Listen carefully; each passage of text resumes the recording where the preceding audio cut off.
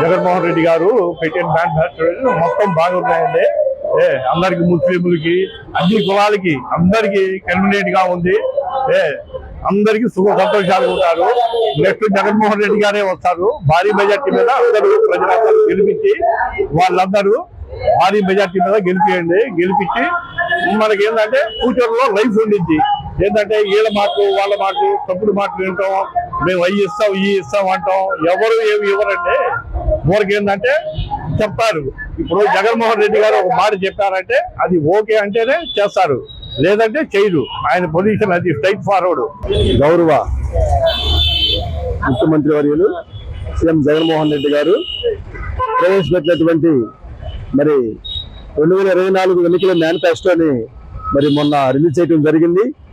ఆ మేనిఫెస్టో చూసి ప్రజలందరూ కూడా, ఆంధ్రప్రదేశ్ ప్రజలందరూ కూడా హర్ష వ్యక్తం చేస్తున్నారు. చాలా సంతోషంగా ఉన్నారు.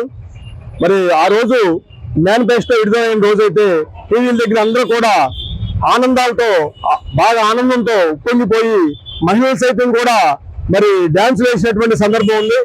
మరి ఎందుకంటే ఆ నమ్మకం మరి 2019లో ఎన్నికల మేనిఫెస్టోలో మరి ఏదైతే చెప్పాడో, ఏదైతే పొందుపరిచారో అవన్నీ కూడా 99% నెరవేర్చేటువంటి మరి ముఖ్యమంత్రి వైఎస్ జగన్మోహన్ రెడ్డి గారికి మరి ఒకసారి మా ప్రజల తరపున, మా తరపున అందరి తరపున కూడా మరి అభినందనలు తెలియజేస్తూ మరి 2024లో కూడా ఎన్నికల మేనిఫెస్టోని విడుదల చేశారు. అవి కూడా మరి 99% 100% నెరవేరుస్తారని చెప్పని మా అందరికి కూడా నమ్మకం. జగన్ అంటేనే చెప్పాడంటే చేస్తాడు అంటేనే నా ప్రజలందరూ కూడా నమ్మకం ఉంది. కంపల్సరీగా చేస్తాడు.